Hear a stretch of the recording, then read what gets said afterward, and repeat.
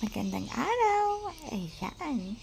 Ang sabi po ng mga anak ko, kailangan mag-bonding time naman po kami. So, ngayon, mayroon po kaming lakad. Ayan, tingnan nyo naman po ang aking mga boys.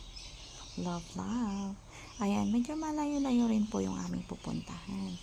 So, para makapag-ikot-ikot, ayan, pagkadating naman po namin dun sa lugar, para lang po kami nagde-date ng aking love life. So, ayan, parang kami lang ang magkasama. Tingnan nyo naman, ayan, parang dalaga at binata lang.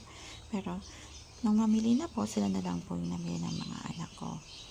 Tapos sabi po nila, ipasok muna namin sa sasakyan para makapunta pa kami kung saan namin gusto, lalo na gusto nilang pumunta sa music store.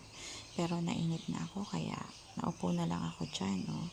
Tingnan nyo naman, parang mukhang gutom na gutom na. Tapos ang aking panganay na anak, gusto niya ibalik yung cart, kaya tinulak-tulak na yan pabalik.